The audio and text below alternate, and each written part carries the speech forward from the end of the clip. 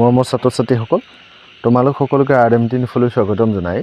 আজিৰ ভিডিঅ'টিত আমি ক্লাছ 7ৰ নতুন টেক্সটবুক ৰেইনবো 2ৰ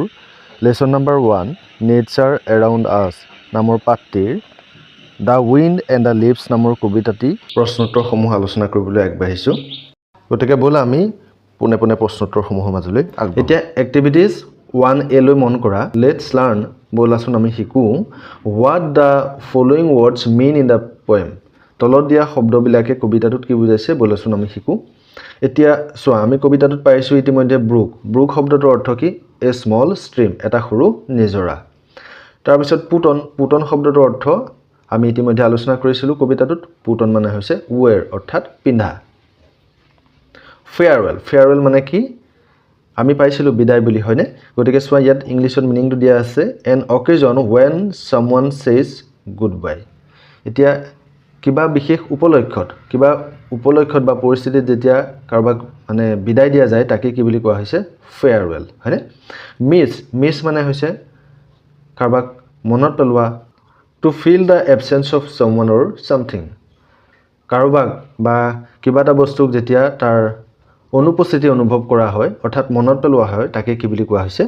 মিছ এতিয়া এক্টিভিটি 1B লৈ মন কৰা give the meaning of the following words এই যে এতিয়া শব্দকেইটা দিছে এই শব্দকেইটাৰ অৰ্থ এতিয়া তোমাক ওপৰত দিয়া ধৰণে তোমাক দিবলৈ কৈছে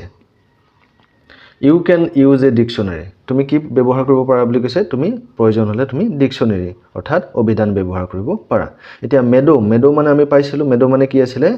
ঘাঁহনি পথাৰ হয়নে ঘাঁহনিক কি বুলি কোৱা হয় মেডো গতিকে আমি ইয়াত আমি লিখি দিছো ওপেন গ্ৰাছ ফিল্ড ঠিক আছে ফ্লাটাৰিং মানে আমি পাইছিলো ঢৌ খেলি উৰাটোকে কি বুলি কোৱা হৈছিল ফ্লাটাৰিং মুভিং লাইটলি এণ্ড কুইকলি হেতুকে কি বুলি কোৱা হৈছে ফ্লাটাৰিং অৰ্থাৎ ঢৌ খেলি উৰা 3 নম্বৰত আছে কোল মানে কি ঠাণ্ডা আমি হেতু সকলোৱে জানোই যেটো কোৱা হয় নট ওয়াৰ্ম যেটো গৰম নহয় অৰ্থাৎ যেটো ঠাণ্ডা হেতুকে কি বুলি কোৱা হৈছে কোল্ড লাউড মানে কি হাই সাউন্ড হয়নে কোনবাই ডাঙৰকে মাতে বা ডাঙৰ কিবা শব্দ হলে তাকে কি বুলি কোৱা হয় লাউড বুলি কোৱা হয় হয়নে 5 নম্বৰত কি কৈছে সামাৰ দা হট সিজন অফ দা ইয়াৰ বছৰটোৰ গৰমৰ সময়খিনিকে কি বুলি কোৱা হৈছে সামাৰ 6 ক্ৰিকেট মানে কি আমি আলোচনা কৰিছিলো ক্ৰিকেট হৈছে এক প্ৰকাৰ পতংগ ইয়াত আমি লিখিব পাৰো এ কাইন্ড অফ ইনসেক্ট এক প্ৰকাৰ পতংগ অৰ্থাৎ উইচিঙা পোকক আমি কি কয় বুলি কৈছিলো ক্ৰিকেট এতিয়া এইখিনিতে চোৱা তলতে এটা লাইন আছিল মই ইয়াতে পেজটো বনাওতে কাটি গৈছে ইয়াতে কৈছে যে এতিয়া এই যে শব্দকেইটা পালা এই শব্দকেইটা দি পেলাই বাক্য ৰচনা কৰিব কৈছে তোমাক একোটাকৈ বাক্য লিখিব কৈছে এই শব্দকেইটা দি পেলাই গতিকে তুমি চেষ্টা কৰিবা নিজেও মই ইয়াতে বাক্যকেইটা দি দিছো ভিডিওটো পজ কৰি তোমালোকে লিখি লবা বুলি আশা কৰিছো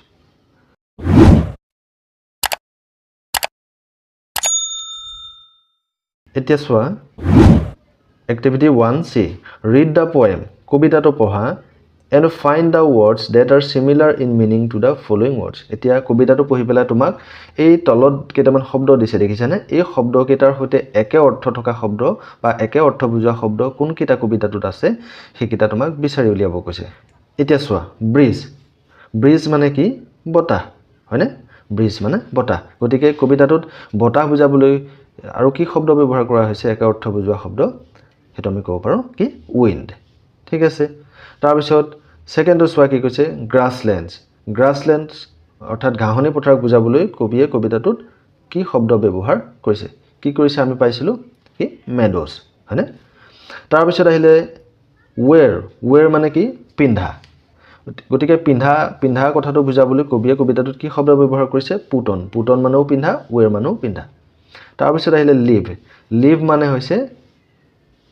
কোনো এটা ঠাই এৰি গুছি যোৱা ঠিক আছে প্ৰস্থান কৰা বুজাইছে বা এৰি গুছি যোৱা গতিকে কবিতাটো তেনেকুৱা কি কোনটো শব্দই লিভ বা প্ৰস্থান কৰা বুজাইছে গতিকে আমি ক'ব পাৰো গো ঠিক আছে তাৰ পিছত আহিলে activity 1D there are a few words to describe friendship এতিয়া বন্ধুত্বৰ বিষয়ে বৰ্ণনা কৰিবলৈ ইয়াতে এইকেইটা শব্দ দিছে কি দিছে হ্যাপিনেস ফান ইন্টিমেট ট্ৰাষ্ট এফেকশন হাৰমনি লাভ কেয়াৰ এটা তোমাক কৈছে তলত write a few sentences describing the friendship between the wind and the leaves এতিয়া বতাহ আৰু গছৰ পাতৰ মাজৰ যে বন্ধুত্ব সেই বন্ধুত্বৰ কথা বৰ্ণনা কৰি তোমাক ইয়াতে কি কৰিব কৈছে কেইটামান বাক্য লিখিব কৈছে ঠিক আছে সো মই বাক্যকেইটা ইয়াতে এনেধৰণে দি দিছোঁ তোমালোকে লিখি ল'বা বুলি আশা কৰিছোঁ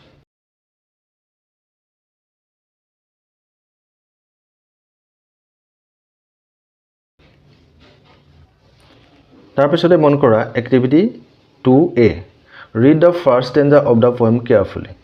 কবিতাটোৰ প্ৰথমটো ষ্টেঞ্জা তুমি পঢ়া প্ৰথম চাৰিটা লাইন তোমাক পঢ়িব কৈছে underline the last word of each line আৰু প্ৰতিটো লাইনত থকা শেষৰ শব্দটো তোমাক কি কৰিব কৈছে আণ্ডাৰলাইন কৰিব কৈছে যেনে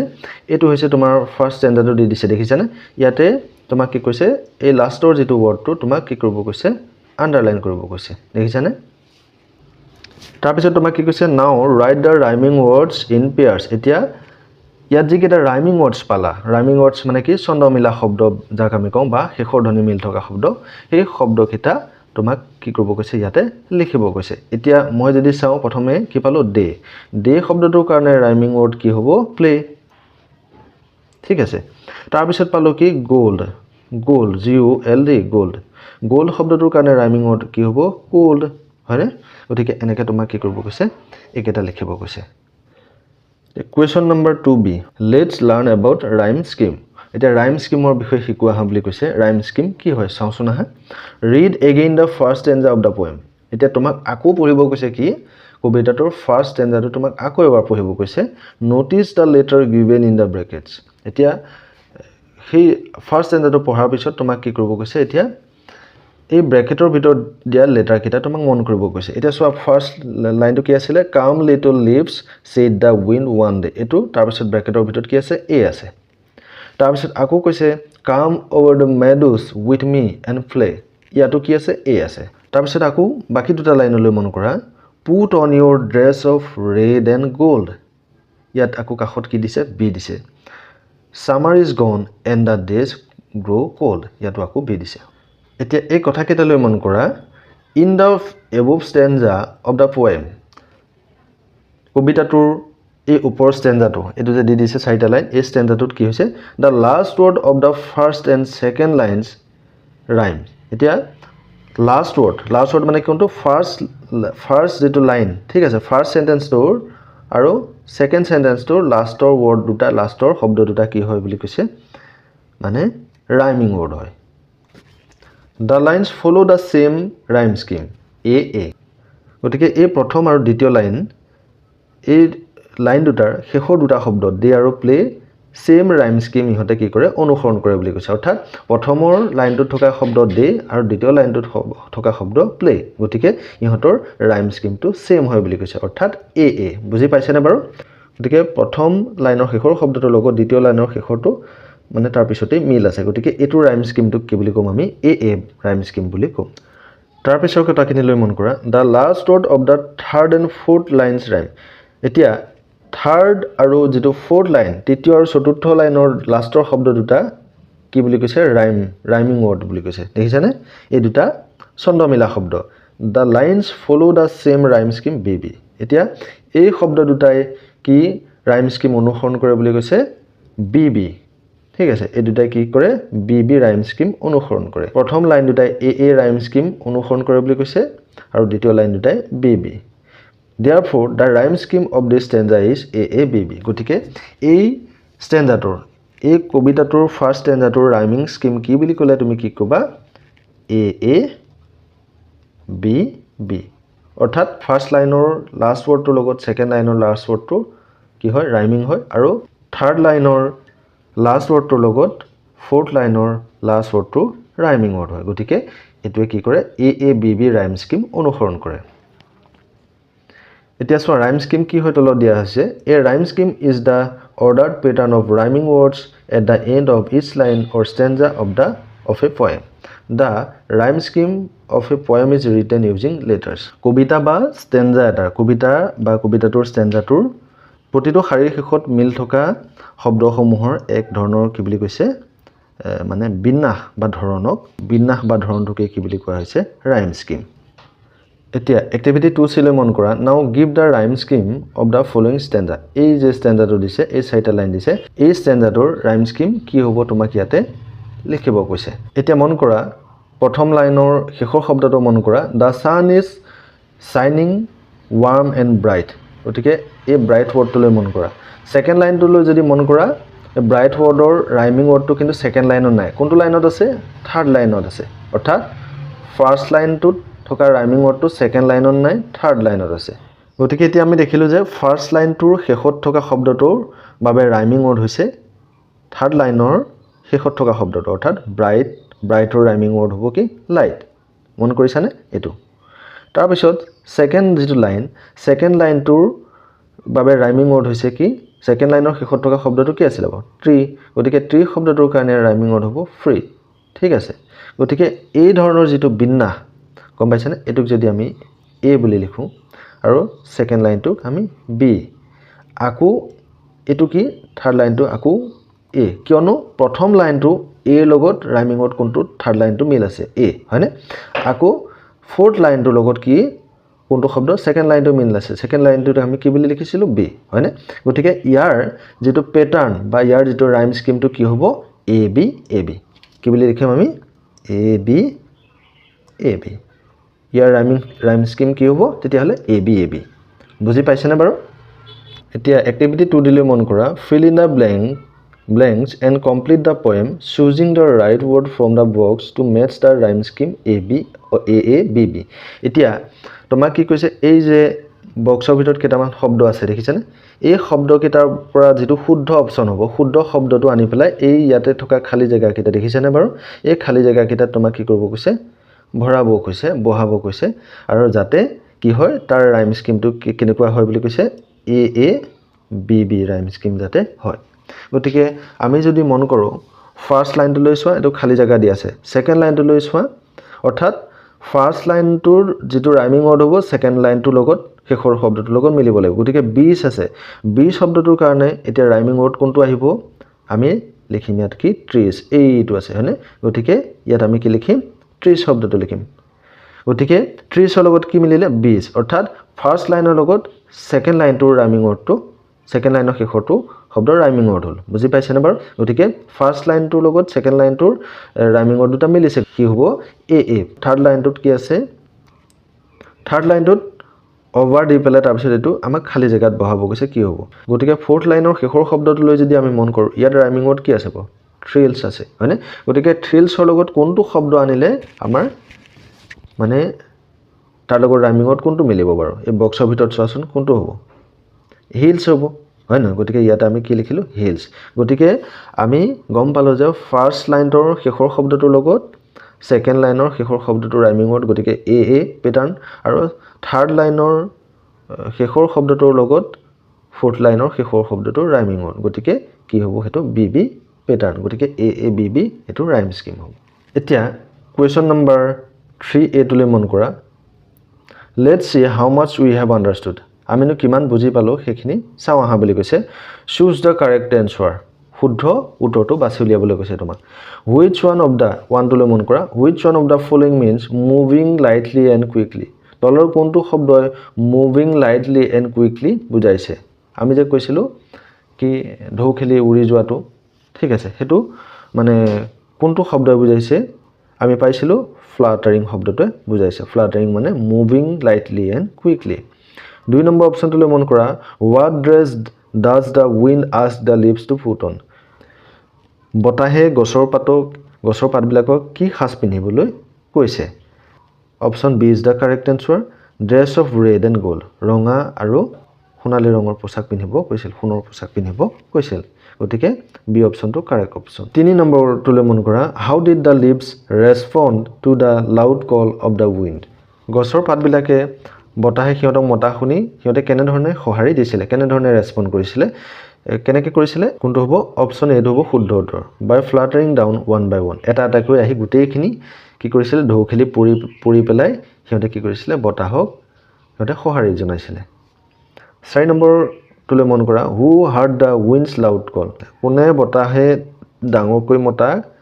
কথাটো শুনিছিলে কোনে শুনিছিলে গতিকে আমি পাইছিলো এনসাৰ কি হ'ব option number C is the correct answer the leaves গছৰ পাতবিলাকে বতাহে ডাঙৰকৈ মতা শুনিছিলে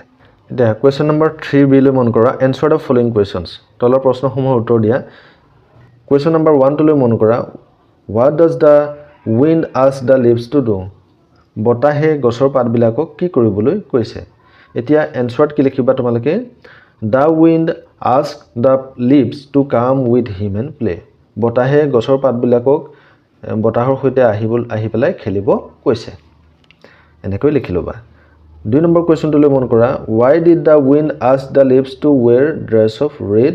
and gold বতাহে গছৰ পাতবিলাকক কিয় ৰঙা আৰু সোণৰ পোছাক পিন্ধিবলৈ কৈছিলে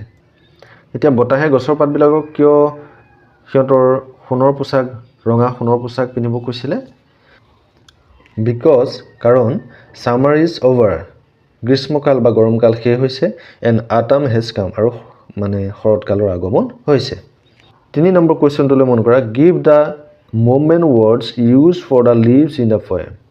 কবিতাটোত ব্যৱহাৰ হোৱা মুভমেন্ট ওয়াৰ্ডস কোনকিটা শব্দই মুভমেন্ট কৰা বুজাইছে লৰচৰ কৰা বুজাইছে সো এখিনিত আমি লিখিব পাৰো ফ্লাটাৰিং মানে কি কৰা আমি পাইছিলো মুভিং লাইটলি এন্ড কুইকলি গতিকে ফ্লাটাৰিং শব্দটো বুজাইছে আৰু কিহে বুজাইছে ডান্স কৰা বা নচাটোৱে হয়নে এটোৱে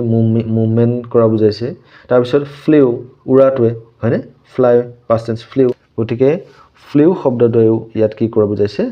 মুভমেন্ট কৰা বুজাইছে গতিকে ফ্লাটাৰিং ডান্স ফ্লিউ এই তিনিটা শব্দই কি কৰা বুজাইছে মুভমেন্ট কৰা বা লৰচৰ কৰা বুজাইছে 4 নম্বৰটো মন কৰা what did the leaves do after hearing the wind's loud call বতাহে ডাঙৰকৈ মতা শুনি গছৰ পাতবিলাকে কি কৰিছিলে এনসাৰত কি লিখিবা after hearing the wind's loud call বতাহে জোৰকৈ মতা শুনি পেলাই the leaves came down fluttering and started dancing and flying বতাহে গছৰ পাতবিলাকক ডাঙৰকৈ মতা শুনি সিহঁতে কি কৰিছিলে ঢৌ খেলি তললৈ উৰি আহিছিলে আৰু কি কৰিছিলে আৰু ঢৌ খেলি নাচি সিহঁতে উৰিবলৈ আৰম্ভ কৰিছিলে তাৰ পিছৰ প্ৰশ্নটো চোৱা question number 5 what season is mentioned in the poem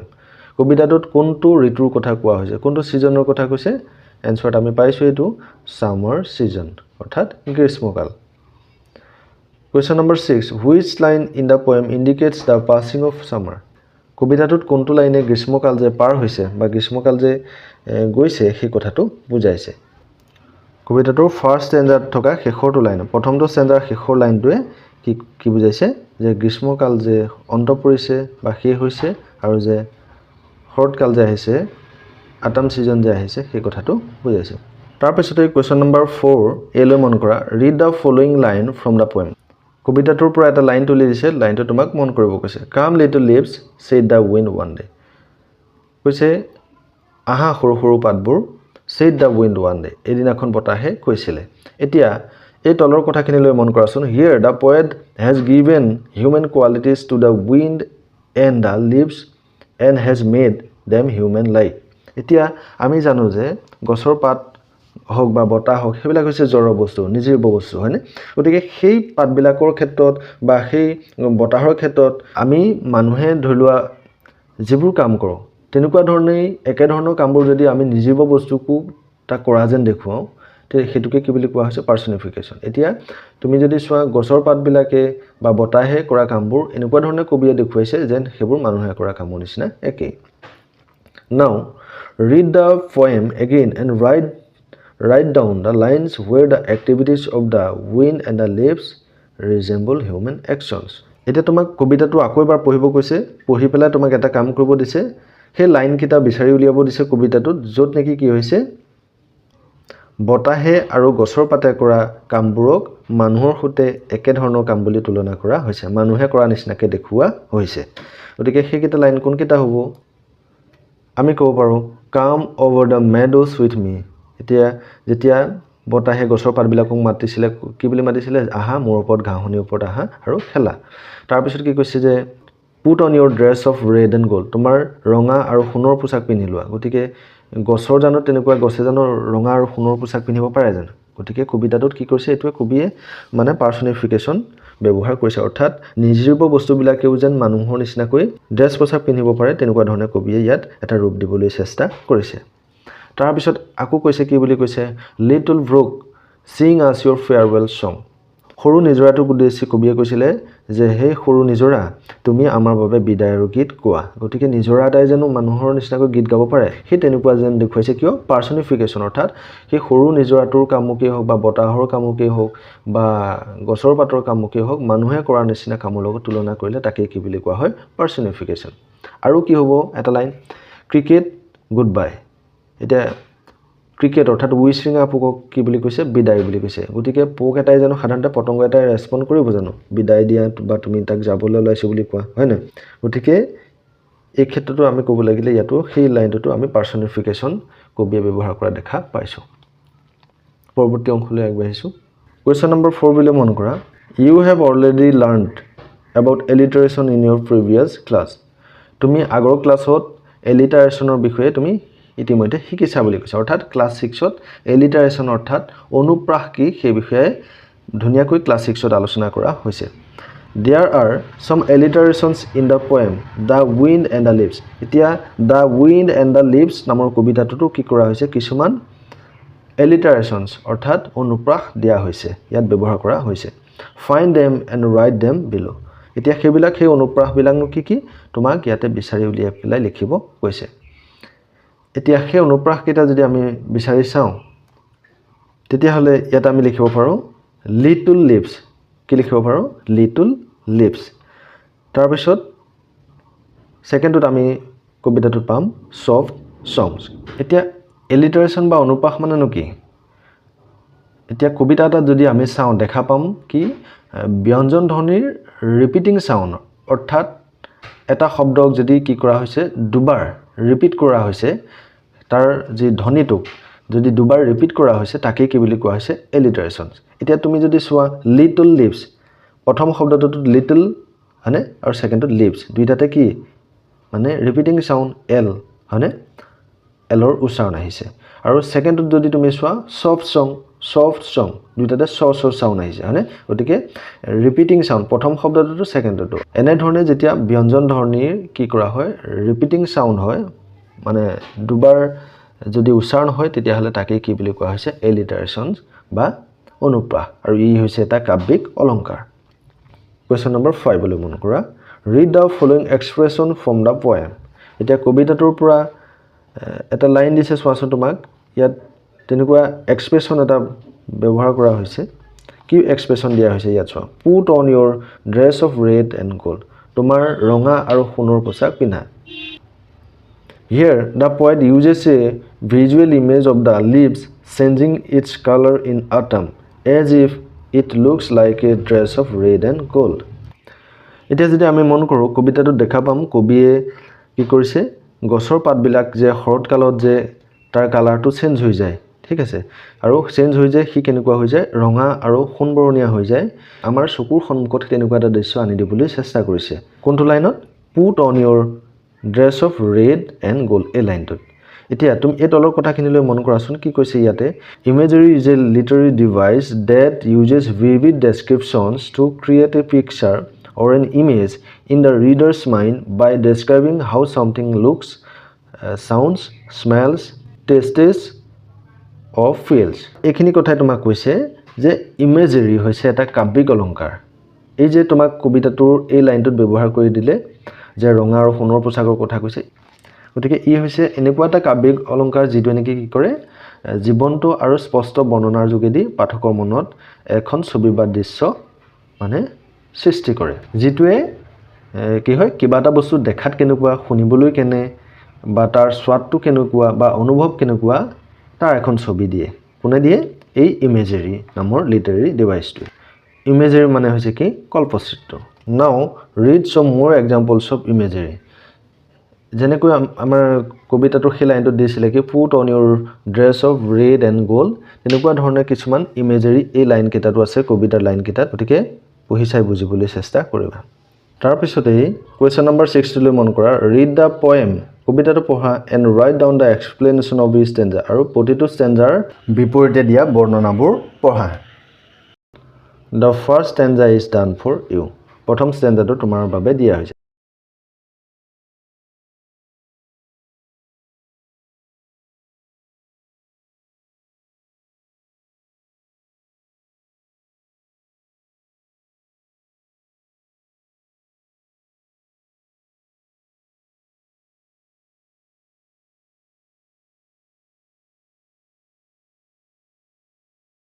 question number 7 লৈ মন কৰা এই কথাখিনিলৈ the wind and the leaves is a poem that tells us the beauty of a seasonal changes in nature however nature is not only about beauty. It is also facing serious threats. We see nature in danger around us through rapid decline in many natural species, loss of biodiversity, and the impact of climate change. Let us read the following conversation about a bird that many of you may not have seen because its population has decreased sharply. That bird is the greater adjutant stork, locally known as hargilla. অৰ্থাৎ তোমাক কৈছে কবিতাটোত ঋতু পৰিৱৰ্তনৰ সৌন্দৰ্যৰ বিষয়ে এই কবিতাটোত কোৱা হৈছে কিন্তু প্ৰকৃতি মানে এই যে অকল সৌন্দৰ্যৰ কথা কৈছে সেইটো কথা নহয় প্ৰকৃতি আমাৰ প্ৰকৃতি বা পৃথিৱীখন এতিয়াও কি বুলি কৈছে বিপদসংকুল অৱস্থাত আছে বা বিপদাপন্ন অৱস্থাত আছে আৰু কৈছে যে বহুতো প্ৰজাতি হ্ৰাস কমি গৈছে বা জৈৱ বৈচিত্ৰ্য ধ্বংস হৈছে বা জলবায়ু পৰিৱৰ্তনৰ কাৰণে প্ৰকৃতিত এনেকুৱা ধৰণৰ বহুতো কিছু মানে কি হৈছে আজি সমস্যা আহি পৰিছে যাৰ কাৰণে প্ৰকৃতি আজি বিপদাপন্ন ইয়াত এটা দুষ্প্ৰাপ্য পক্ষীৰ কথা কোৱা হৈছে যিটো যাৰ নাম হৈছে কি গ্ৰেটাৰ এডজাটেণ্ট ষ্ট্ৰক আৰু লোকেলি অৰ্থাৎ স্থানীয় ভাষাত আমি ইয়াক কি বুলি কওঁ হাৰ্গিলা বুলি কওঁ এতিয়া তোমাক কি কৰা হৈছে চোৱাচোন ইয়াতে এটা কনভাৰচেশ্যন দিয়া হৈছে এটা কথোপকথন দিয়া হৈছে এই কথোপকথনটিত শিক্ষক আৰু ছাত্ৰজনৰ মাজত হোৱা কথোপকথনত য'ত শিক্ষকজনে কৈছে ছাত্ৰজনক যে গছৰ পৰা সৰি পৰা পাতবোৰ মাটিৰ অংশ আৰু সেইবিলাকে সাৰ হৈ কি কৰে বুলি কৈছে নতুন পুলি গজাত সহায় কৰে বা সেইবিলাকে ডাঙৰ হোৱাত সহায় কৰে আৰু লগতে এই কনভাৰচেশ্যন কথোপকথনত হাৰ্গিলা চৰাইটোৰ বিষয়ে শিক্ষকজনে কৈছে যে হাৰ্গিলা চৰাইটো যে আমাৰ মাজৰ পৰা যে সি হেৰাই যাব বিচাৰিছে বা হেৰাই যাব গৈ আছে প্ৰকৃতিৰ পৰা যে প্ৰকৃতিৰ বুকুত যে সি লাহে লাহে নাইকিয়া হ'বলৈ গৈ আছে লগতে প্ৰকৃতিৰ ৰক্ষাৰ লগতে প্ৰকৃতিৰ ভাৰসাম্য বজাই ৰখাৰ কথাটো এই কথোপকথনত শিক্ষকজনে ছাত্ৰজনক কৈছে গতিকে তুমি পঢ়ি চাবা বুলি আশা কৰিলোঁ কনভাৰচেশ্যনটো ইয়াৰ পিছৰ কুৱেশ্যনৰ অংশলৈ আগবাঢ়িছোঁ এতিয়া এই কথোপকথনৰ আঁত ধৰি পেলাই 7B কুৱেশ্যনটো চোৱাচোন the student visited the library and found an interesting book on the greater adjutant stork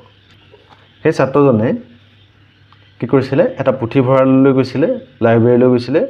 য'ত তাতে তেওঁ কি পাইছিলে এখন হাৰ্গিলা চৰাইটোৰ ওপৰত এখন আমোদজনক কিতাপ ইণ্টাৰেষ্টিং কিতাপ তেওঁ বিচাৰি পাইছিলে তাৰ পৰা সেই ষ্টুডেণ্টজনে পঢ়া মানে কি পালে সেই কিতাপখনত কি পঢ়িবলৈ পালে তাৰ এটা পেজ তোমাক ইয়াতে তুলি দিয়া হৈছে কথাখিনি ইয়াতে ধুনীয়াকৈ দিয়া হৈছে তুমি পঢ়ি চাবা বুলি আশা কৰিছোঁ পৰৱৰ্তী অংশলৈ আগবাঢ়িছোঁ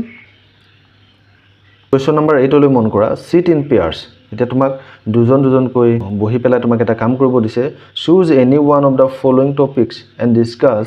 উইথ ইউৰ পাৰ্টনাৰ এতিয়া তোমাক ইয়াতে দুটা টপিক দিছে টপিক 1 টপিক 2 আৰু এই দুটা টপিকৰ ভিতৰত তোমাক কি কৰিব কৈছে তোমালোকক এটা দলক এটা টপিক বাছি ল'ব কৈছে share Euro opinion with others আৰু তোমালোকৰ যি মতামত এই সম্পৰ্কে সেই মতামত ক্লাছৰ বাকি ষ্টুডেণ্টৰ লগতো তোমালোকক শ্বেয়াৰ কৰিব দিছে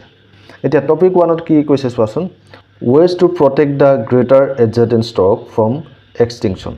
বিলুপ্ত হ'বলৈ যোৱা বা বিলুপ্তিৰ পথলৈ যোৱা হাৰ্গিলা চৰাইটোৰ সংৰক্ষণৰ কাৰণে উপায় এতিয়া আমি সেইবিলাকৰ সংৰক্ষণৰ কাৰণে বা সেইবিলাকক বচাবৰ কাৰণে আমি কি পদক্ষেপ ল'ব পাৰোঁ সেইটো এটা টপিক দিছে তোমালোকক আলোচনা কৰিবলৈ আৰু 2 নম্বৰ টপিকটো দিছে ways to preserve nature প্ৰকৃতি সংৰক্ষণৰ উপায় তুমি প্ৰকৃতিক সংৰক্ষণ কৰিবৰ কাৰণে তুমি কি উপায় তোমালোকে অৱলম্বন কৰিব পাৰা এই দুটা টপিকৰ ওপৰত তোমালোকক দুজনকৈ লগ হৈ আলোচনা কৰিব দিছে আৰু আলোচনাত তোমালোকৰ যি মতামত সেই মতামতসমূহ ক্লাছৰ বাকি ষ্টুডেণ্টৰ লগতো শ্বেয়াৰ কৰিব দিছে এতিয়া তুমি কেনেকুৱা ধৰণে তোমাৰ মতামতটো আগবঢ়াব পাৰা ইয়াতে ক্লুজ কিছুমান দিছে চোৱা here are some cues to present your opinion এতিয়া তুমি তোমাৰ অপিনিয়ন বা মন্তব্যসমূহ কেনে ধৰণে ৰাখিব পাৰা চোৱাচোন I think we should save the greater adjutant stork because আমি কিয় হাৰ্গিলা চৰাই সংৰক্ষণ কৰিব লাগে because কাৰণ মই ইয়াতে দিছো it is rare ই দুৰ্লভ বা দুষ্প্ৰাপ্য হয়নে তোমালোকে ইয়াৰ বেলেগ কাৰণ দিব পাৰা বা দীঘল কৰি কিছু লিখিব পাৰা তাৰ পিছত কৈছে if the greater adjutant stork become extinct then যদি এই হাৰ্গিলা চৰাইটো কি হৈ যায় বিলুপ্ত হৈ যায় তেতিয়াহলে কি হ'ব এতিয়া মই ইয়াতে লিখি দিছো then nature will be disturbed তেতিয়া প্ৰকৃতি কি হৈ যাব বিপদাপন্ন হৈ যাব তেতিয়া প্ৰকৃতিৰ যি সুস্থ পৰিৱেশ তাত ব্যাঘাত জন্মিব তাৰপিছত we must spread awareness on the preservation of nature as আমি প্ৰকৃতিৰ সুৰক্ষাৰ বাবে আমি প্ৰকৃতিৰ সংৰক্ষণৰ বাবে আমি কি কৰিব লাগিব আমি সজাগতাৰ সৃষ্টি কৰিব লাগিব as মই ইয়াতে লিখি দিছো as it is essential for all living beings সকলো জীৱ যদি জীয়াই থাকিবলৈ হয় তেতিয়া হলে প্ৰকৃতিও বাচি থাকিব লাগিব গতিকে তাৰ বাবে আমি কি কৰিব লাগিব সজাগতা সৃষ্টি কৰিব লাগিব কোৱেশ্চন নম্বৰ 9 লৈ মন কৰা solve the crossword puzzle ইয়াতে এতিয়া তোমাক crossword puzzle এটা দিছে clues are given below এতিয়া clues বিলাক তলত দিয়া আছে এতিয়া চোৱা across মানে কি পথালিকৈ ঠিক আছে পথালিকৈ কি দিয়া আছে 1 to চোৱা the natural world around us আমাৰ চাৰিওফালে থকা মানে প্ৰাকৃতিক পৃথিৱীখনক কি বুলি কোৱা হয় সো এটো কি হ'ব environment ইয়াতে মই দি দিছো সেকেন্ডত চোৱা group of similar organism এটো পথালিকৈ আছে গতিকে এটো কি হ'ব species ঠিক আছে প্ৰজাতি যা কোৱা হয় প্ৰজাতি species treat কৈছে the home of an organism treat এটো দেখিছেনে the home of an organism ইয়াত কি হ'ব এটো কি হ'ব habitat তাৰ পিছত আহিলে down এতিয়া থিয় কৈ দিছে চোৱা থিয় কৈ কি দিছে a community of interacting organism and their environment এটো কি হ'ব এটো হ'ব ইকোসিস্টেম যাক আমি কওঁ পৰিস্থিতি তন্ত্ৰ তাৰ পিছতে চোৱা 5 নম্বৰটো থিয় কৈ something that no longer exist এটো কি হ'ব এটো হ'ব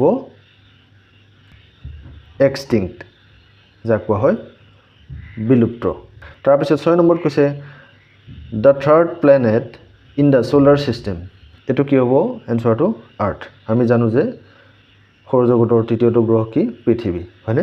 গতিকে এখিনি আছিল 9 নম্বৰ কোৱেশ্চনত পৰৱৰ্তী অংশলৈ আগবাঢ়িছো তাৰ পিছত 10 নম্বৰ কোৱেশ্চনলৈ মন কৰা you have read how the greater adjacent stock is facing the threat of extinction more such species in wildlife are facing the danger of extinction collect pictures of such birds or animals and make a collage take help from the internet and work under your teacher's guidance এটা তোমাক কৈছে হাৰগিলা চৰাই যে বিলুপ্তিৰ পথত হিয়া তুমি পঢ়িবলৈ পালা ইতিমধ্যে পঢ়িলা তেনেকুৱা আৰু বহুতো বন্যপ্ৰাণী আছে যিবিলাক কি হ'বলৈ গৈ আছে প্ৰায় বিলুপ্ত হ'বলৈ গৈ আছে তেনে চৰাই বা জীৱ-জন্তুৰ ছবি তোমাক সংগ্ৰহ কৰিবলৈ কৈছে আৰু সেইবিলাকৰ এখন তোমাক কলাজ বনাবলৈ কৈছে তুমি সেইবিলাক টেক হেল্প ফ্ৰম ইন্টাৰনেট তুমি ইন্টাৰনেটৰ সহায় ল'ব পাৰা and work under your teacher's guidance আৰু তুমি শিক্ষকৰ তত্ত্বাৱধানত তোমাক সেই কামটো কৰিব কৈছে 11 নম্বৰ কোৱেশ্চনটো লৈ মন কৰা লেটস এনজয় এ পোয়েম বলা আমি এতিয়া এটা কবিতা উপভোগ কৰো এতিয়া চোৱা a clever cat in the city clever শব্দটোৰ অৰ্থ আমি জানো clever মানে হৈছে টেঙৰ a clever cat came to town cycling up and down মানে অৰ্থাৎ ইয়াতে মই গোটেইটো কৈ নাথাকো এটা মেকুৰীৰ কথা কোৱা হৈছে মেকুৰীটো কি সাইকেল চলাই টাউনলৈ আহিছিলে এনেকৈ গোটেই কবিতাটো তুমি পঢ়িছা ভাল পাবা wearing a coat with shiny thread a sheep's white head upon her head she sniffed the air and gave a grin I am perfect when I bake and spin এতিয়া ইয়াত এই perfect wordটো মনত ৰাখিবাচোন দেই তাৰপিছত এইটো অংশ তুমি পঢ়ি চাবা কবিতাটো তাৰপিছত এই তলৰ বক্সৰ কথাখিনি লৈ মন কৰা কি দিছে বক্সত did you notice that তুমি লক্ষ্য কৰিলানে the letter c in the poem has two sounds কবিতাটোত c লেটাৰটোৰ দুটা সাউন্ড আছে the word cat uses k sound for c এতিয়া যদি আমি চাও cat wordটো এই cat wordটোত c টো কি সাউন্ড হৈছে k সাউন্ড হৈছে cat হয়নে ক cat টো সাউন্ড হৈছে আৰু and the word city uses a sound for c আকৌ যদি আৰু এটা শব্দ আমি চাও city c i t y এই city wordটোত c টো কি সাউন্ড কৰিছে s সাউন্ড কৰিছে কি সাউন্ড কৰিছে s সাউন্ড কৰিছে its pronunciation depends on the next letters of the words গতিকে c টোৰ সাউন্ড k হ'ব নে s সাউন্ড হ'ব হেতু কিহৰ ওপৰত নিৰ্ভৰ কৰে তাৰ পিছত থকা লেটাৰ বিলাকৰ ওপৰত কি লেটাৰ আছে হেতুৰ ওপৰত নিৰ্ভৰ কৰি তাৰ উচ্চাৰণটো হ'ব এটা তোমাক কৈছে চোৱা letter c produces s sound if it is followed by the letters e i or y এতিয়া যদি লেটাৰ চিটো পিছত ই আই অথবা ৱাই লেটাৰটো থাকে তেতিয়াহ'লে তাৰ চাউণ্ডটো কেনেকুৱা হ'ব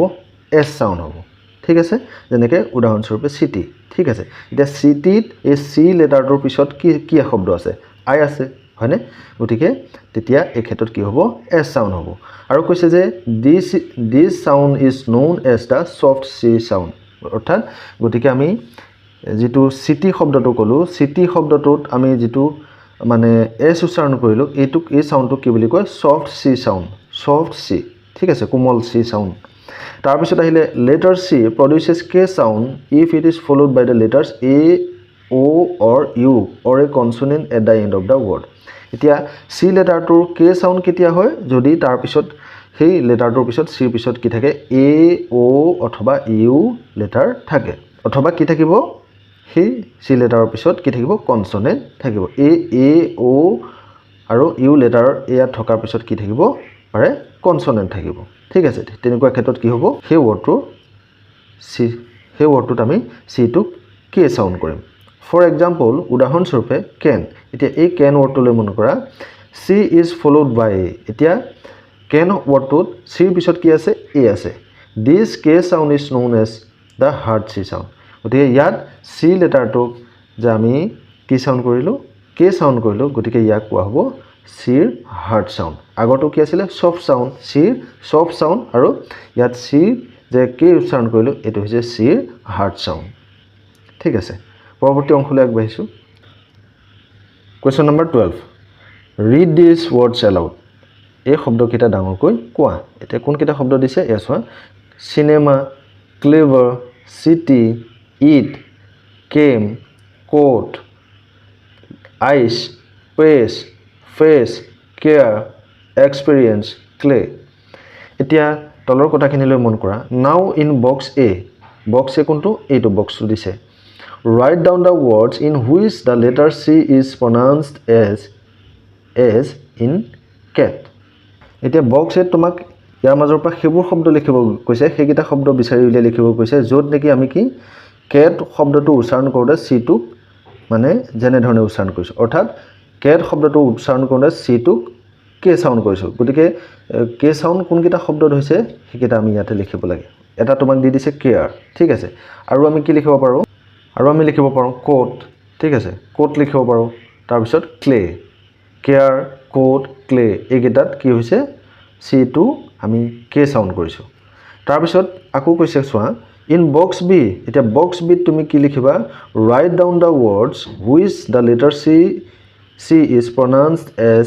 in ice এতিয়া বক্স বি তুমি হেকিটা শব্দ ইয়াৰ পৰা বিচাৰি উলিয়াব লাগে য'ত নেকি কি সি ওয়াৰ্ডটোক আমি আইস শব্দটো উচ্চাৰণ কৰোতে যেনেকুৱা ধৰণে উচ্চাৰণ কৰিছো তেনেকুৱা ধৰণৰ উচ্চাৰণ হৈছে অৰ্থাৎ সি টো কি হিচাপে উচ্চাৰণ কৰা হৈছে এছ সাউন্ড অৰ্থাৎ প্ৰথমটো বক্সত সি টো উচ্চাৰণ কৰোতে যদি তাক কে সাউন্ড হৈছে ঠিক আছে তেতিয়া হেবোৰ শব্দ তোমাক বক্স এত লিখিব দিছে আৰু যদি সি টো উচ্চাৰণ কৰোতে আমি কি এছ সাউন্ড হৈছে হেবিলাক ওয়াৰ্ড আমি কি কৰিব লাগে বক্স বিত লিখিব লাগে এতিয়া কোনবিলাক ওয়াৰ্ড এক্সপেৰিয়েন্স ইয়াত সি টোক আমি এছ সাউন্ড কৰিছো আৰু কি কোনবিলাক লিখিব পাৰো সিনেমা ঠিক আছে cinema city ice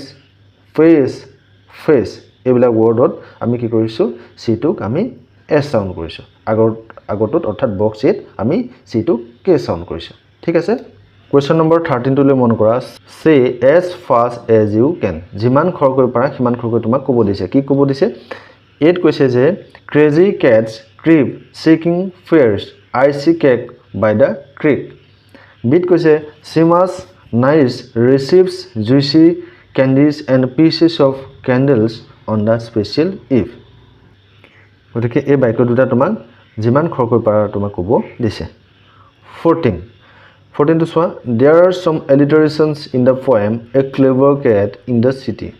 etia a clever cat in the city ei je kobita to palo ei kobita dut ki ase boli koise kisuman alliterations ase alliterations mane ami paisilu onuprah hone find them out and written in your notebook aru hebilak tomak bisari ulia pela kot likhibo koise tomar notebook ot likhibo koise gotike ami jodi kobita to saw ami dekha pam clever cat thik ase clever cat city, streets,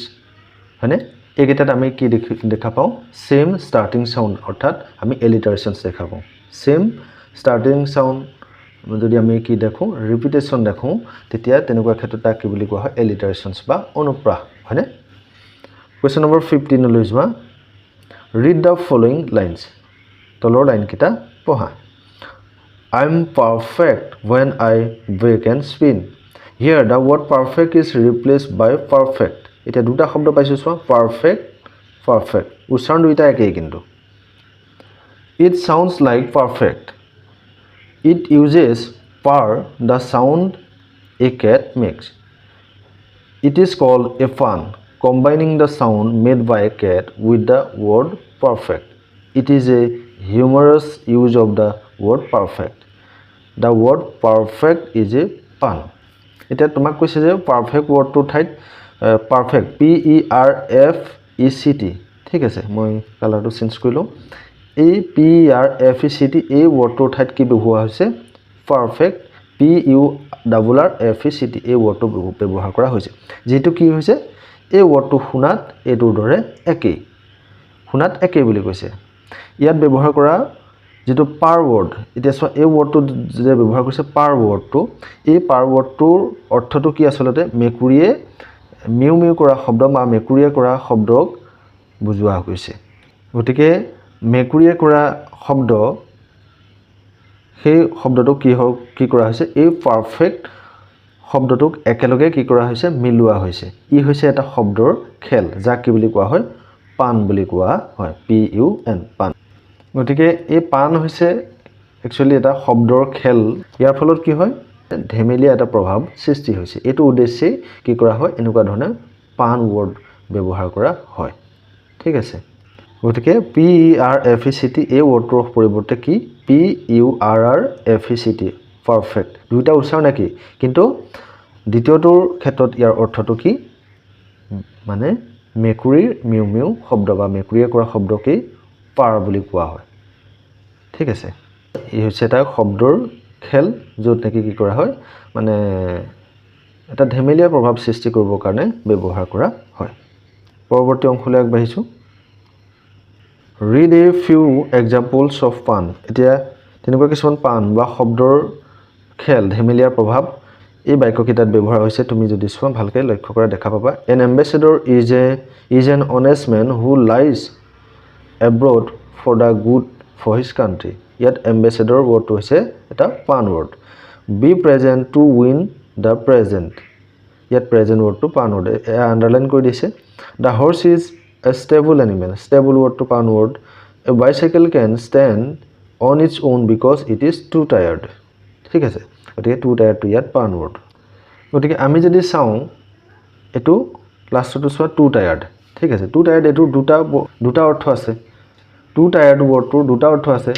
গতিকে শুনাত এনেকুৱা লাগিছে যেন two tired, বহুত ভাগৰুৱা, কিন্তু actually সেই two টায়াৰ্ডটোৰ কথা কোৱা নাই। কি? বাইচাইকেলৰ যে দুটা টায়াৰ থাকে, সেই কথাটো বুজোৱা হৈছে, ঠিক আছে। ঠিক তেনেকৈ আমি যদি চাওঁ ষ্টেবল, ঠিক আছে, ষ্টেবলটোৰ মিনিং কি? ষ্ট্ৰং। আমি যদি চাওঁ যে ষ্টেবল ৱৰ্ডটোৰ মিনিং হৈছে ষ্ট্ৰং, শক্তিশালী। এতিয়া ইয়াত কি বুজাব বিচৰা হৈছে? এ প্লেচ ৱেৰ হৰ্চেছ আৰ কেপ্ট, ঘোঁৰাক য'ত থোৱা হয়, ঘোঁৰাশালক কি বুলি কোৱা হৈছে? ষ্টেবল। গতিকে ষ্টেবল ৱৰ্ডটোৱে দুটা অৰ্থ মানে প্ৰকাশ কৰিছে, সেই দুটা হৈছে কি? ষ্ট্ৰং আৰু ঘোঁৰাশাল। গতিকে এইবিলাক হৈছে শব্দৰ খেল, যাক কোৱা হয় পান ৱৰ্ড। এইবিলাক কি কৰা হয়? ধেমেলীয়া প্ৰভাৱ কবিতাত বা তেনেকুৱা ধৰণে সাহিত্যত সৃষ্টি কৰিবৰ কাৰণে ব্যৱহাৰ কৰা হয়। পৰৱৰ্তী অংশলৈ আগবাঢ়িছোঁ। এতিয়া কুৱেশ্যন নম্বৰ 16 কৈছে চোৱা। ৰিড দ্য ফলোয়িং ৱৰ্ডছ, তলৰ শব্দবিলাক পঢ়া। Ice, item, idol, bike, night. এতিয়া কৈছে চোৱা, the sound common to these words is the vowel sound as in the word time. এতিয়া টাইম শব্দটো আমি উচ্চাৰণ কৰিবৰ কাৰণে যেনেকুৱা ধৰণৰ ভাৱেল চাউণ্ড ব্যৱহাৰ হৈছে, ঠিক আছে। গতিকে টাইমটো যেনেকুৱা ধৰণে আমি উচ্চাৰণ কৰিছোঁ, তেনেকুৱা ধৰণে আইচটোক আমি উচ্চাৰণ কৰিছোঁ। আইচ, টাইম, আইটেম, ঠিক আছে, আইডল, বাইক, নাইট। নাও ৰিড দ্য ফলোয়িং ৱৰ্ডছ। এতিয়া তলৰ শব্দকেইটা পঢ়া। Eight, aim, came, rain, eight, Wayne. এতিয়া তলত কথাটো মন কৰাচোন। The sound common two this words is the vowel sound as in the word pain. এতিয়া ইয়াৰ এই শব্দকেইটাৰ লগত মানে সাদৃশ্য থকা মিল থকা কথাটো কি পেইন ৱৰ্ডটোক আমি উচ্চাৰণ কৰিবৰ কাৰণে যিটো ভাৱেল সাউণ্ড আমি ব্যৱহাৰ কৰিছোঁ সেই একেধৰণৰ ভাৱেল সাউণ্ড আমি এই শব্দকেইটা উচ্চাৰণ কৰোঁতে আমি সহায় লৈছোঁ পেইন ৱৰ্ডটো যেনেকুৱা ধৰণে আমি উচ্চাৰণ কৰিছোঁ তেনেকুৱা ধৰণে আমি এই শব্দকেইটাক উচ্চাৰণ কৰিছোঁ যেনেকৈ pain eight aim came rain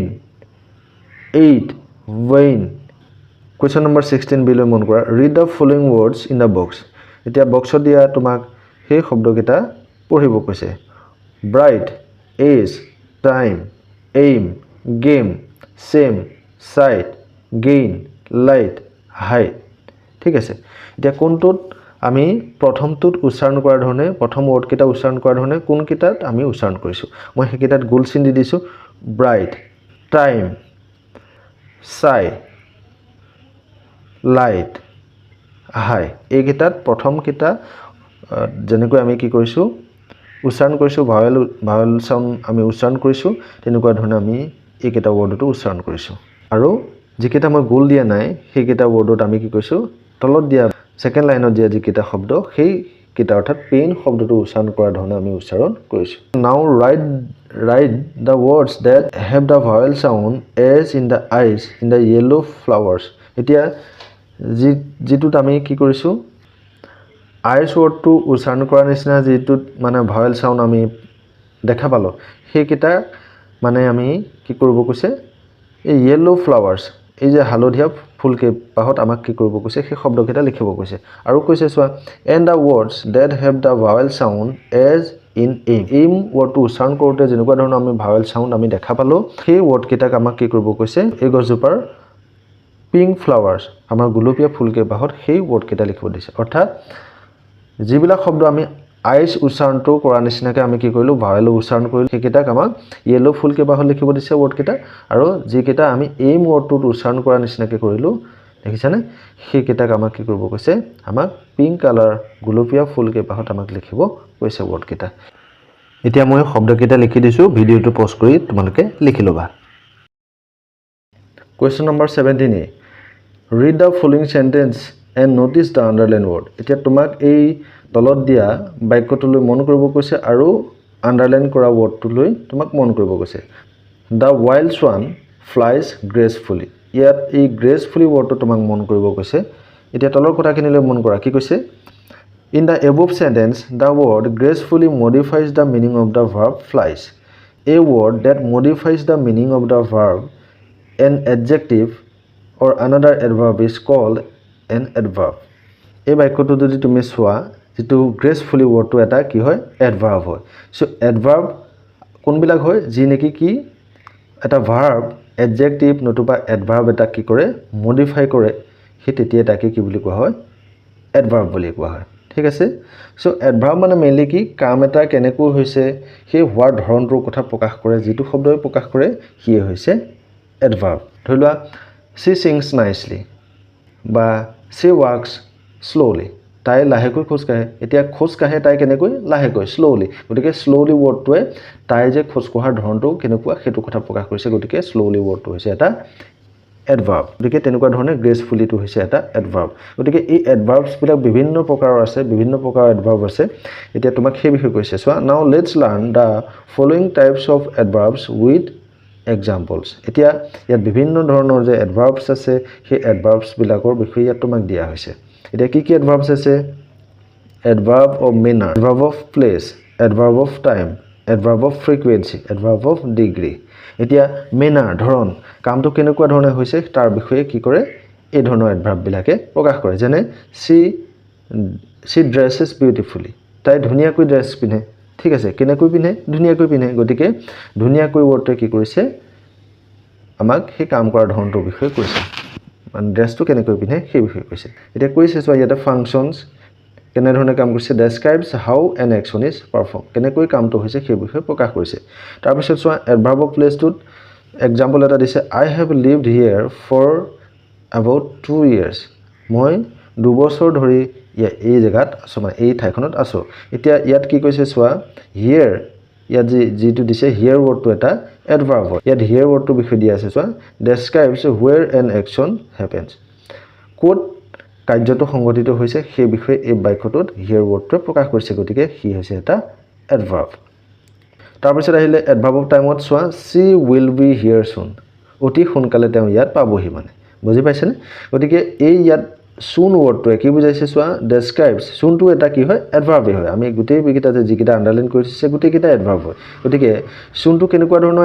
এডভাৰ্ব of টাইমত পৰে গতিকে ই কি কৰে describes when an action is happens এতিয়া এটা কাৰ্য সংঘটিত হৈছে কোনখিনি সময়ত সংঘটিত হৈছে সেইটোৰ বিষয়ে কি কৰিছে এই চুন ৱৰ্ডটোৱে প্ৰকাশ কৰিছে গতিকে কি হৈছে এটা এডভাৰ্ব অফ টাইম তাৰপিছত আহিলে এডভাৰ্ব অফ ফ্ৰিকুৱেন্সি এতিয়া এই এক্সাম্পলটোলৈ মন কৰা they often go out for shopping তেওঁলোক প্ৰায়ে শ্বপিং কৰিবলৈ যায় বজাৰ কৰিবলৈ যায় ইয়াত অফেন বা অফটেন ৱৰ্ডটো কি হৈছে চোৱা ডেছক্ৰাইবছ হাউ অফেন এন একশ্যন হেপেন্স কিমান সঘনাই কামটো হৈছে বা কিমান সময়ৰ মূৰে মূৰে হৈছে সেইটো কথা প্ৰকাশ কৰে তেওঁলোক প্ৰায়ে বজাৰলৈ যায় শ্বপিং কৰিবলৈ গতিকে প্ৰায়ে ৱৰ্ডটো মানে কি বুজাইছে ফ্ৰিকুৱেন্সি অৰ্থাৎ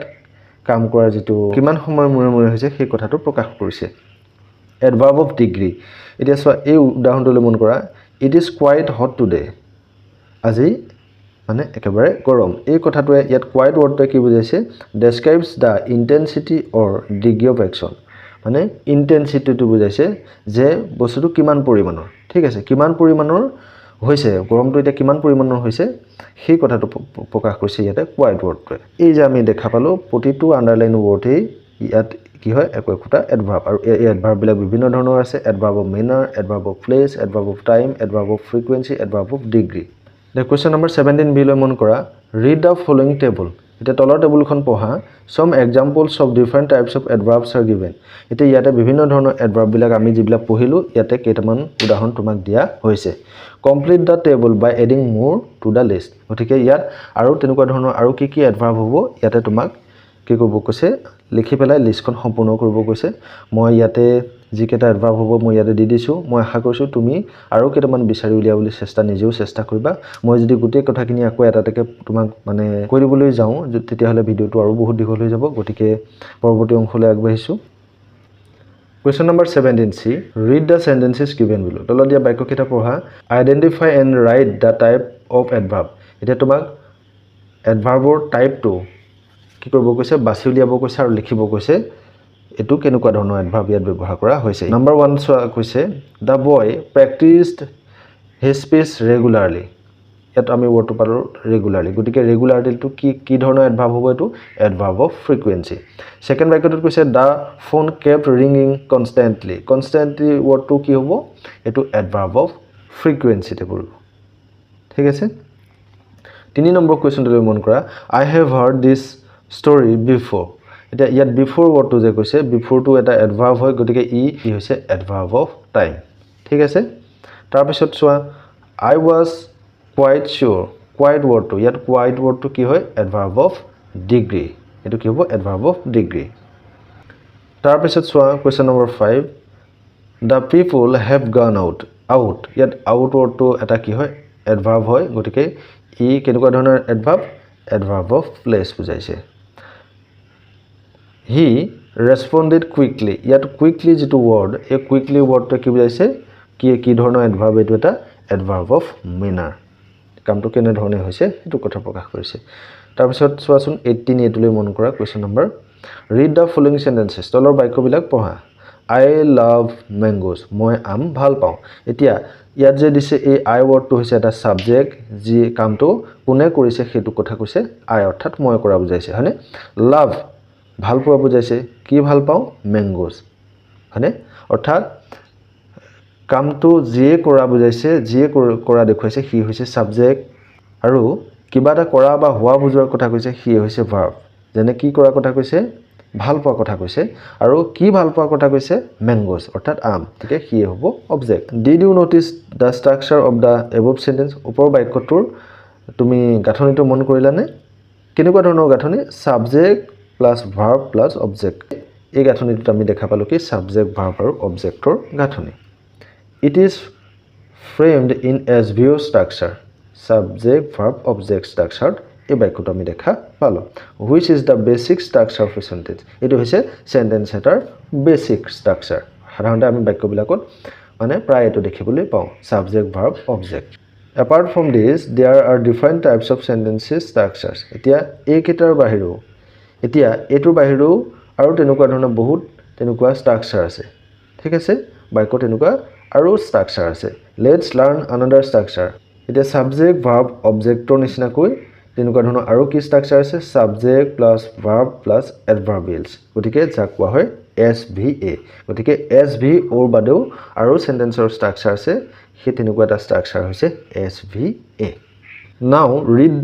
and notice the following sentences structure এতিয়া তোমাক সেই SVA স্ট্ৰাকচাৰত কিছুমান বাক্য দিয়া হৈছে তিনিটা বাক্য দিছে ইয়াতে তোমাক মন কৰিব কৈছে এতিয়া চোৱা সাবজেক্ট ইয়াত কি আছে we got late in the evening এতিয়া এই যে late in the evening এটো হৈছে adverbial phrase ঠিক আছে আইটো হৈছে we to হৈছে subject got to হৈছে verb আৰু late in the evening এটো হৈছে adverbial phrase তাৰ পিছত তেনেকৈ দ্বিতীয় বাক্যটোত চোৱা I তাৰ পিছত আছে verb টো কি আছে will stay will to হৈছে ইয়াত helping verb আৰু stay to হৈছে main verb আৰু in a hotel এটো হৈছে adverbial phrase তেনেকৈ 3 নম্বৰটো মন কৰা he drives very carefully এতিয়া he to হৈছে subject drives to হৈছে verb আৰু very carefully এটো হৈছে adverbial phrase in the above sentences the subject is the doer of the action the verb is the action word and the adverbial tells us something extra about an action এই বাক্য কেইটাত আমি দেখা পালো যে subject টো হৈছে কি হয় কামটোৰ কৰ্তা অৰ্থাৎ কামটো কোনে কৰিছে সাবজেক্টে কৰিছে the verb is the action word verb টো হৈছে ইয়াত এটা action word যেটো নেকি কি কাম কৰা বুজাইছে and the adverbials tells us something extra about an action আৰু adverbial phrase টো আমাক কিহৰ বিষয়ে কৈছে যেটো কাম কৰা আছে সেই কামটোৰ বিষয়ে অতিৰিক্ত কিছুমান আমাক তথ্য দিছে an adverbial can be one word an adverb a phrase or even a whole clause গতিকে এটা adverbial কি হ'ব পাৰে এটা word হ'ব পাৰে এটা phrase হ'ব পাৰে বাক্যাংশ হ'ব পাৰে নতুবা এটা কি হ'ব পাৰে even a whole clause নতুবা গোটেইটো এটা কি হ'ব পাৰে clause হ'ব পাৰে in sentence 1 এতিয়া এক নম্বৰ বাক্যটো কোনটো আছিল এইটো বাক্য আছিল হয়নে এতিয়া এক নম্বৰ বাক্যটো যদি আমি চাওঁ late in the evening এতিয়া late in the evening যেটো পাৰ্ট সেই পাৰ্টটো কি বুলি কৈছে এটা টাইম এডভাৰ্বিয়েল দ্বিতীয় বাক্যটোত চোৱা সেন্টেন্সটোত in a hotel is a place adverbial গতিকে দ্বিতীয় বাক্যটো কোনটো এটো আছিল হয়নে গতিকে দ্বিতীয় বাক্যটোত কি যেটো আমি পালো in a hotel in a hotel সেই যে পাৰ্টটো এটা কি place adverbial ঠিক আছে আৰু সেন্টেন্স 3 তৃতীয় বাক্যটো কোনটো এটো আছিল হয় না গতিকে তৃতীয় বাক্যটোত আমি দেখা পালো কি very carefully এই পাৰ্টটো এটা কি বুলি কৈছে manner adverbial অৰ্থাৎ এই ওপৰত যে তিনিটা বাক্য পালো আমি সেই তিনিটা বাক্যত প্ৰথমটো বাক্যৰ adverbial পাৰ্টটো পালো সেই adverbial পাৰ্টটো হৈছে time adverbial সেকেন্ডটো বাক্যত পালো place adverbial আৰু থাৰ্ড সেন্টেন্সটোত অৰ্থাৎ তৃতীয়টো বাক্যত আমি যেটো adverb পালো সেইটো হৈছে manner adverbial এতিয়া তোমাক 18 নম্বৰ বিট কৈছে read the following sentences and underline the adverbial phrases এতিয়া তলৰ বাক্যকেইটা পঢ়িব কৈছে পঢ়ি পেলাই তোমাক কি কৰিব কৈছে adverbial phrases বিলাক ইয়াত কোন বিলাক হয় সেইবিলাক আন্ডাৰলাইন কৰিব কৈছে ঠিকে ইয়াত at the break of dawn এটো হৈছে এটা time adverbial phrase ঠিক আছে আৰু সেকেন্ড বাক্যটোত মন কৰা the cat sat under the old wooden table ইয়াত কি হ'ব under the old wooden table এই পাৰ্টটো হ'ব এটো হ'ব এটা place adverbial দ্বিতীয় বাক্যটোলৈ মন কৰা she crossed the road in a very careful manner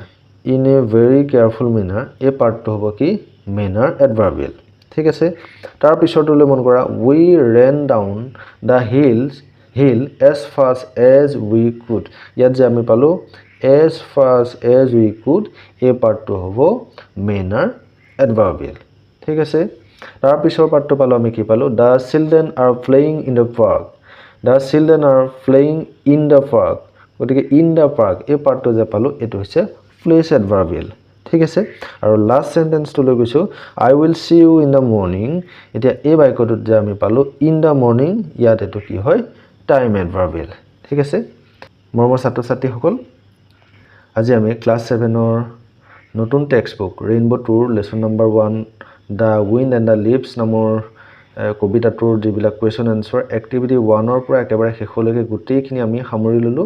so আশা কৰোঁ তোমালোকে ভিডিঅ'টি শেষলৈকে চাবা ভাল পাবা লাইক আৰু কমেন্ট কৰিবা আৰু যদি চেনেলটো এতিয়ালৈকে সাবস্ক্ৰাইব কৰা নাই কাইন্ডলি চেনেলটো সাবস্ক্ৰাইব কৰি ল'বলৈ নাপাহৰিবা ইয়াৰ পৰৱৰ্তী ভিডিঅ'ত আমি নতুন এটা পাঠৰ সৈতে তোমালোকৰ মাজলৈ আহিবলৈ চেষ্টা কৰিম লগ পাম পৰৱৰ্তী ভিডিঅ'ত ধন্যবাদ